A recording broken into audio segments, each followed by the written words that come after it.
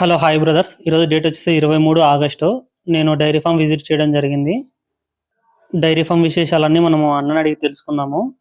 ముందుగా ఈ ఛానల్ ఎవరైనా సబ్స్క్రైబ్ చేసుకోకపోతే సబ్స్క్రైబ్ చేసుకోండి అండ్ వీడియోను ఒక లైక్ చేయండి. ఎక్కువ మంది రైతు మిత్రులకు వీడియో రీచ్ కావడం జరుగుతుంది. లైక్ చేయడం మాత్రం మర్చిపోవద్దు బ్రదర్స్. అన్న మీ పేరు అన్న? రంగారెడ్డి. రంగారెడ్డి. ఓకే. ఎన్ని రోజులు అవుతుందన్న ఈ డైరీ ఫామ్ స్టార్ట్ చేసి? 15 సంవత్సరాలు. 15 సంవత్సరాలు అవుతుంది ఈ ఫీల్డ్ ఉండబట్టి. ఎక్కడ మీ డైరీ ఫామ్ అడ్రస్ చెప్తారా? విజ్ఞాన్ స్కూల్, నిజాంపేట. ఇట్లా స్టార్టింగ్ నుంచి మీరు డైరీ ఫామ్ అయినా అంతకుముందు వ్యవసాయం అట్లా ఏమైనా? వ్యవసాయం చేసాం. వ్యవసాయం చేసినాక తర్వాత డైరీ ఫామ్ పెట్టాం.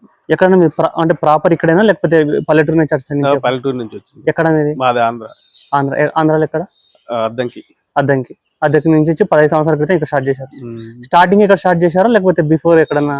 ఇక్కడే, అంటే హౌసింగ్ బోర్డ్ లో ఉన్నాం, తర్వాత ఇక్కడికి వచ్చాం. హౌసింగ్ బోర్డ్ నుంచి ఇక్కడ స్టార్ట్ చేశారు. ఎట్లా దీని ఓనా లేకపోతే రెంట్ అన్నా? రెంట్. ఎంత అనేది దీనికి? దీనికి 30,000. 30,000. ఓకే. ఫస్ట్ మీరు ఎన్ని గేదెలతో స్టార్ట్ చేసినారన్న? మేము ఫస్ట్ 5 గేదెలతో స్టార్ట్ చేసాం. 5 గేదెలు. ఎప్పుడు 15 సంవత్సరాల క్రితం 5 గేదెలతో స్టార్ట్ చేశారు హౌసింగ్ బోర్డ్ లో. అప్పట్లో ముర్రాతో ముర్రానే, ఎప్పుడైనా ముర్రానే. అన్ని ముర్రానే ఉన్నాయి. రోజుకి ఎంత వస్తాయన్న మీ దాంట్లో పాలు? మామూలుగా అయితే ఇప్పుడు పాడి ఉంటాయి, సూడి ఉంటాయి, తరిపు గేదెలు ఉంటాయి. సో టోటల్ ఎన్ని గేదెలు ఉన్నాయి ఇప్పుడు ప్రెసెంట్? టోటల్ 40 ఉన్నాయి. 40 ఉన్నాయి. దాంట్లో పాలిచ్చేటివి ఎన్ని ఉన్నాయి? ఇంకా పాలిచ్చేవి 28 ఉంటాయి. 28 ఉన్నాయి. సో రోజుకి ఎన్ని వస్తాయి అన్న పాలు? ఉదయం ఎన్ని వస్తాయి, సాయంత్రం ఎన్ని వస్తాయి?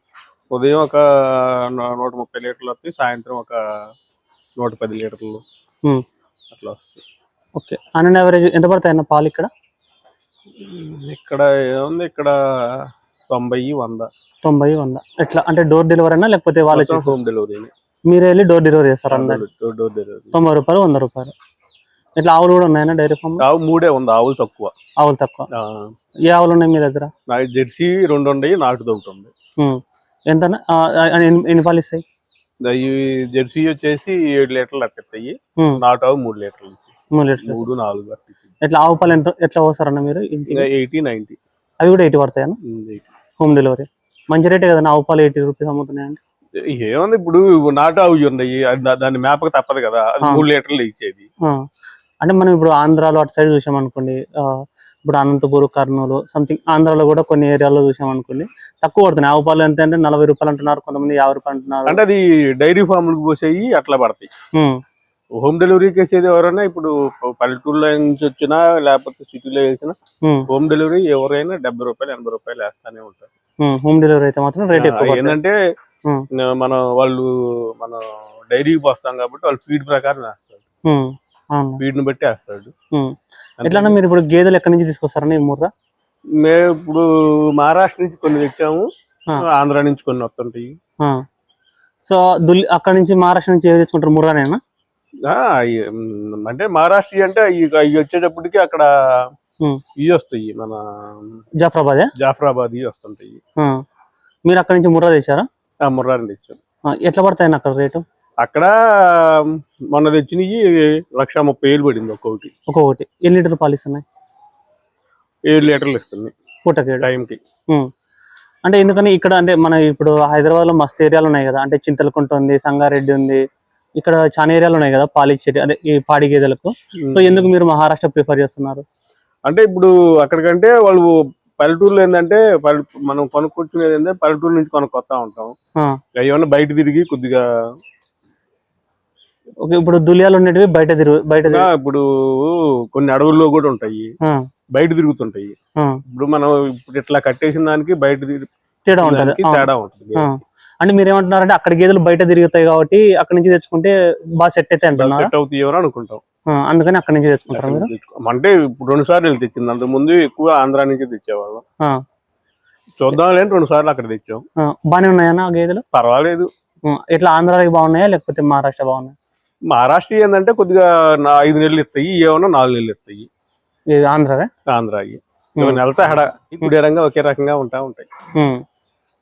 సో ఎక్కడైనా తెచ్చుకున్నా పర్లేదు అంటారు? ఎక్కడైనా తెచ్చుకోవచ్చు. అంటే మనం గేదెని చూసుకోవాలి మెయిన్. గేదెలు కొనే వాళ్ళు ఏవేవి చూసుకొని తీసుకోవాలన్నా? ఇప్పుడు గేదెని అంటే గేదె ముందు మన కొమ్ములు చూసుకోవాలి, కొద్దిగా రింగు కొమ్ముగా, కింద మన నడుము ఉంటది, ఆ నడుము చూసుకుంటాం. కింద పొదుగు ఉంటది, పొదుగు కరెక్ట్ గా 4 సళ్ళు ఎట్లా ఉన్నాయి, పొదుగు మనకి ఏ తీరులో ఉంది అది చూసుకోవాలి. మనం కొనుక్కునేటప్పుడు 4 దారులు పిండుకోవాలి, 4 సళ్ళు కొద్దిగా పిండుకోవాలి.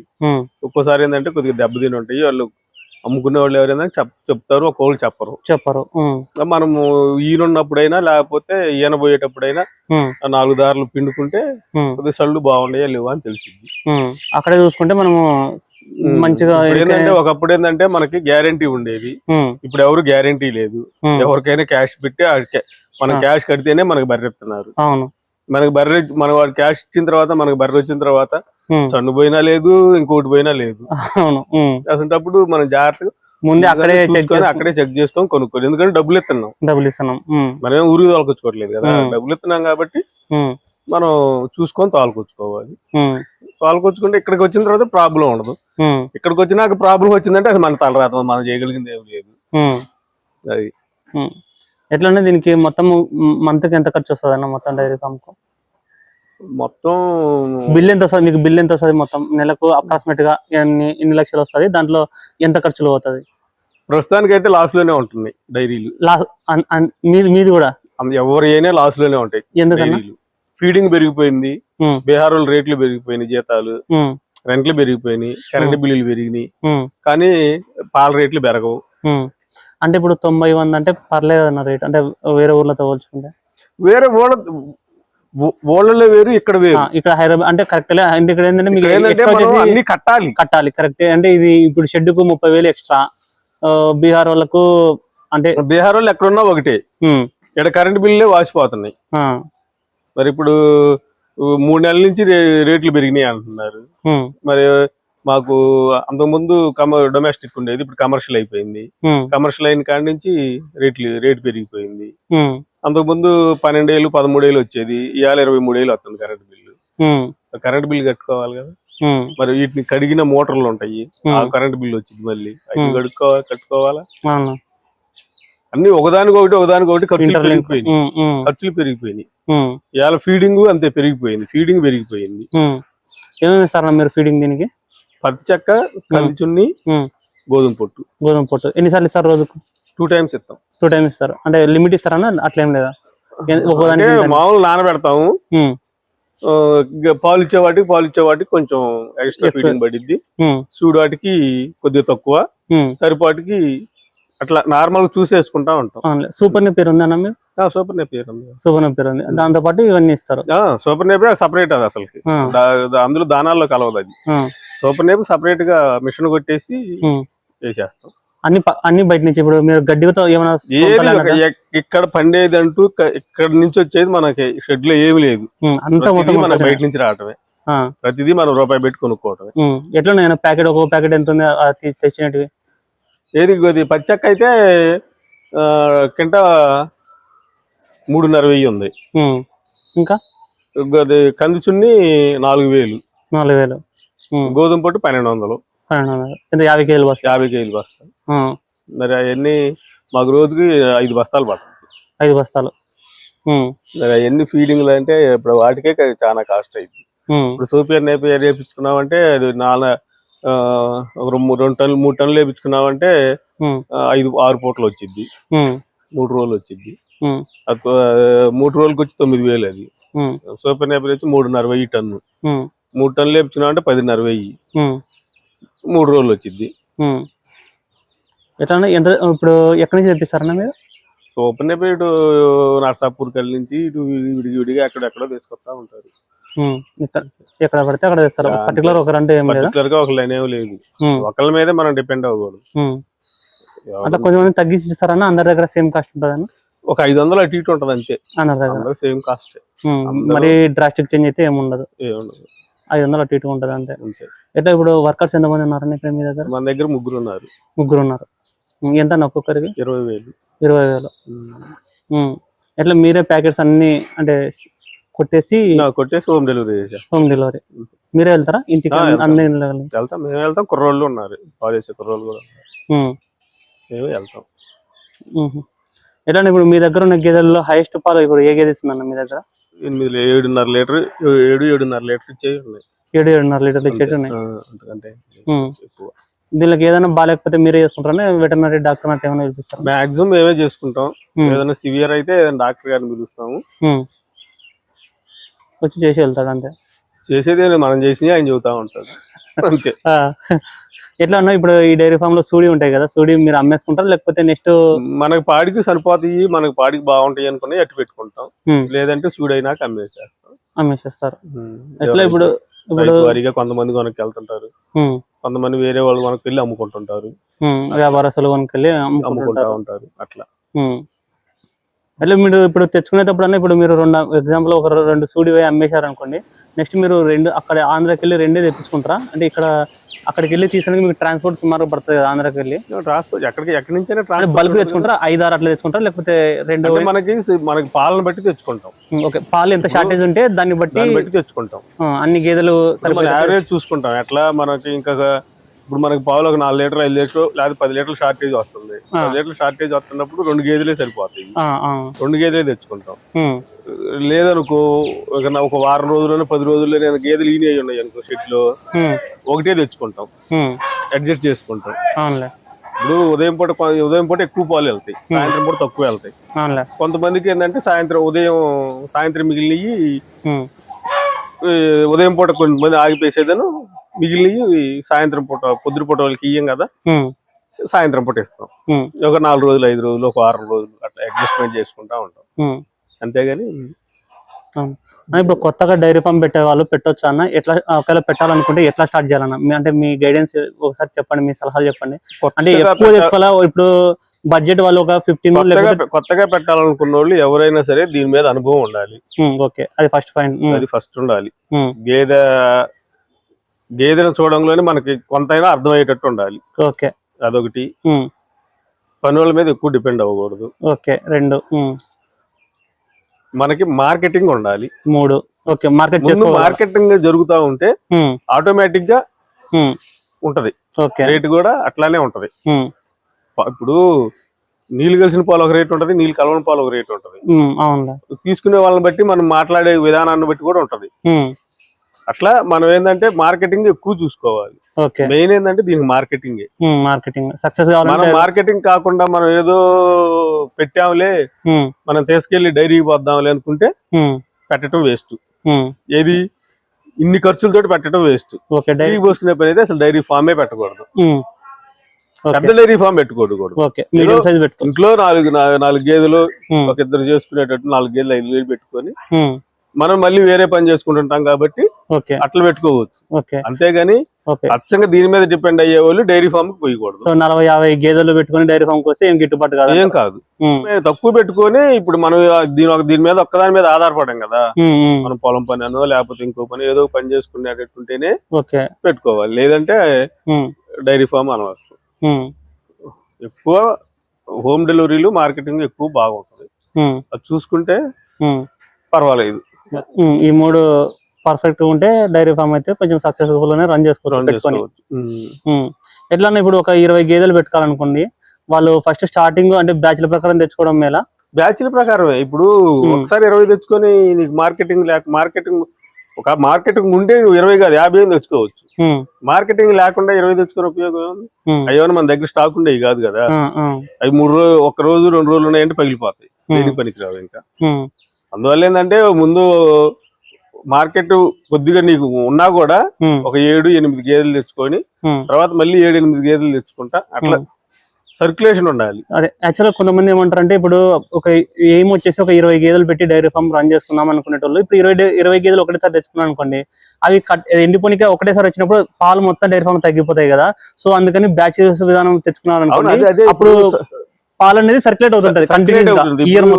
తెచ్చుకున్నాం ఒక 4 నెలలకు 5 నెలలకి తగ్గుతాయి, తర్వాత 4-5 తెచ్చుకోవాలి.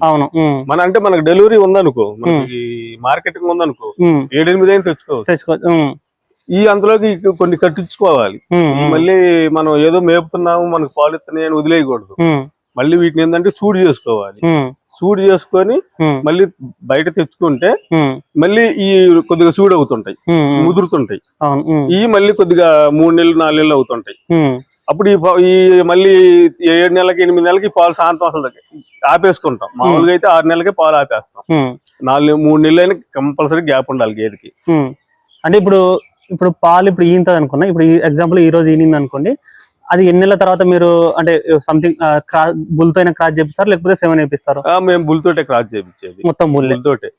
ఏదైనా 3 నెలలు ఈనిన తర్వాత 3 నెలలకి కట్టించుకోగలిగితే క్రాస్ చేపిస్తారు మీరు? క్రాస్ చేపించుకోవాలి. దానికి గ్యాప్ అంటే ఇప్పుడు ఈనిన తర్వాత ఎన్ని రోజులు గ్యాప్ ఇస్తారన్న? అంటే ఈని ముందర ఇప్పుడు ఎన్ని రోజులు గ్యాప్ ఇస్తారు పాలు? 7వ నెలకి పాలు ఆపేస్తారు. 3 నెలలు. 7వ నెల సూడు రాంగ్లోనే మనం 3 నెలలకు చెక్ చేయించుకుంటాం. సూడు కన్ఫర్మ్ అయింది అనుకో, 7వ నెల రాంగ్లోనే పాలు ఆపేస్తారు. పాలు ఆపేసేస్తాం. పాలు కొద్దిగా ఎక్కువ పాలు ఇస్తున్నాయి అనుకోండి, కొద్దిగా దానా తగ్గించేసేస్తాం. ఆటోమేటిక్ తగ్గిపోతాయి. పాలు ఆపుకుంటే 3 నెలలు గ్యాప్ ఉంటుంది గేదెకి. ఎట్లన్నా మీరు సెమన్ వాడకుండా బుల్ వాడుతున్నారు అంటే కొంతమంది ఏమంటారు అంటే సెమన్ వాడితే కొంచెం ఎక్కువ పేదలు కొడతాయి అనేసి అంటారు. అది ఎంతవరకు నిజమో, మీరు ఎందుకు వాడట్లేదు? డైరీ ఫామ్లలో వెళ్ళినప్పుడు అంటుంటారు, కొంతమంది అంటుంటారు సెమన్ వల్ల పెయిదోళ్ళే పడతాయి, కోడదోళ్ళే పడతాయి. అట్లని కాదు, ఇప్పుడు ఒక 10 దానిలకు వేపిస్తే ఒక 8 దానిలకు 7 దానిలకు అట్లా పేదోళ్ళు పుట్టే సక్సెస్ రేట్, అంటే పేదోళ్ళకి కొంచెం సక్సెస్ ఎక్కువ ఉంటది అనేసి అంటారు. అట్లా అని ఏముండదు. మరి ఎక్కడి నుంచో తీసుకొచ్చిన సెమన్కి పెయిదోళ్ళే పడతాయి అని ఎట్లా చెప్పగలుగుతాం మనం? అది ఇది కాదు. అది ఎట్లనే ఇప్పుడు ఇది ఉంది కదా, ఈ ఎరువు ఉంది కదా, సో ఈ ఎరువు మీరు ఎట్లా బయటికి ఏమన్నా అమ్ముతారా? ఎట్లా? ఎప్పుడన్నా తీసుకెళ్తుంటారు అంతేగాని. ఎట్లన్నా ఒక లారీ ఎంత పడుతుంది అండి ఇక్కడ మామూలుగా ఎరువు? ఇక్కడ చాలా తక్కువ, అందాజుగా ఎంత పడుతుంది? 3000 తీసుకెళ్తారు. 3000. మీరు 10 టైర్ లారీ, 10 టైర్ లారీ కూడా 3000 అంతే. 10 టైర్ లారీ తీసుకెళ్లేదు మరి ఇటు వచ్చినాయి ఎప్పుడు. అంతేగాని ఇక్కడ దీనికి డిమాండ్ లేదు. బాగా పల్లెటూళ్ళు అయితే వచ్చేసి 2000 3000 తీసుకెళ్తారు. ఇక్కడ అంత ఓపెన్ ప్లేస్ లేవు కదా, పొలాలు లేవు. ఎవరైనా బయట నుంచి వచ్చి తీసుకెళ్లాల్సిందే. వాళ్ళు వచ్చిందంటే ఇక్కడ కొద్దిగా ఎత్తుకోవటం అని లేకపోతే బాడిగలని అవి అని చూస్తా ఉంటారు, తీసుకెళ్లరు. దానికి తోడు ఏమన్నా ఈ ట్రాఫిక్లు, ఎంత దూరం రావాలంటే రారు. మన ఏమన్నా కొద్దిగా నడి మధ్యలో ఉంది, అందువల్ల మనకు కొద్దిగా ఇబ్బంది. మొత్తానికి డైరీ ఫార్మ్ శ్రమతో కూడుకున్నదేనా పని? అయితే శ్రమ ఒకటి, టెన్షన్ మామూలు టెన్షన్. దేనికి టెన్షన్? ఇప్పుడు గేదెలు ఉంటాయి, ఇప్పుడు ఏ రోజు ఏం జరిగిద్దో తెలియదు, ఎప్పుడు దేనికి జ్వరం వచ్చిందో తెలియదు, ఎప్పుడు దేనికి గ్యాస్ వచ్చిందో తెలియదు, ఎప్పుడు బారిద్దో తెలియదు. అవన్నీ రెడీగా పెట్టుకోవాలి. మందులు మనం చూసుకోవాలి. మెయిన్ గ్యాస్ వచ్చిందంటే 2-3 గంటలు బాగానే ఉంటది గేదె, తర్వాత అల్లకల్లం అయిపోయింది గేదె. మనిషికి గ్యాస్ వస్తే ఎట్లా అల్లకల్లం అయిపోతాడు, సేమ్ అంతే. అవునా? ఎట్లా మీరు ఏమైనా నాటు వైద్యం ఏమైనా చేసుకుంటారా? దీనికి అన్ని ఓన్లీ డాక్టర్ పిలిపిస్తారా? అంటే ఏదైనా చిన్న సుస్థ అయితే ఏమైనా చేస్తారా? చిన్న అయితే మాక్సిమం మేమే చేసుకుంటాం. ఏదైనా మేజర్ అయితేనే డాక్టర్ సలహా తీసుకుంటాం. అంటే ఏదైనా మేము మామూలు మైనర్ అయితే చిన్న మేమే చేసేసుకుంటాం. కాల్షియం పెట్టుకోవటం, గ్లూకోజ్ పెట్టుకోవటం, ఇంజక్షన్లు చేసుకోవటం, బత్తేసాలు పెట్టుకోవటం, అవన్నీ మేమే చేసుకుంటాం. ఎప్పుడన్నా ఏదైనా మాక్సిమం దూడ లోపల ఏదైనా అడ్డం తిరిగినప్పుడు, ఏదైనా మా అయినా మేమే తీసుకుంటాం. మాక్సిమం ఏదైనా దూడ లోపల అడ్డం తిరిగి మనకు వల్లగాలన్నప్పుడే తీస్తాం, కానీ లేకపోతే మాక్సిమం దూడను కూడా లాగిచ్చేస్తాం. ఎట్లా ఇప్పుడు ఇక్కడ దూడలు ఉంటాయి కదా, దూడలు బయటకు అమ్మేస్తున్నారా లేకపోతే బ్రీడ్ మంచిగా ఉన్నట్టు మీరే పెట్టుకుంటున్నారా? ఇక్కడ మనకంత ప్లేస్ లేదు, జాగాలు లేవు. మెయిన్ ఇప్పుడు అవి దూడల మేమంటే కొద్దిగా బయట ఉండాలా. వ్యవసాయ క్షేత్రం సంథింగ్ ఏదైనా మనకు ప్లేస్ ఉంటే, మస్తుగా షెడ్ ఉంటే, ప్లేస్ ఉంటే ఉండాలి. బయట తిరిగి వచ్చి కొద్దిగా మేసి వస్తుంటే తిరుగుతా ఉంటే కాళ్ళు ఆడుతుంటాయి, తిరిగి వస్తాం. మాక్సిమం అమ్మేస్తానే ఉంటాం. ఇలాంటి మరిన్ని వీడియోస్ కోసం ఛానల్ సబ్స్క్రైబ్ చేసుకోండి బ్రదర్స్. Thank you.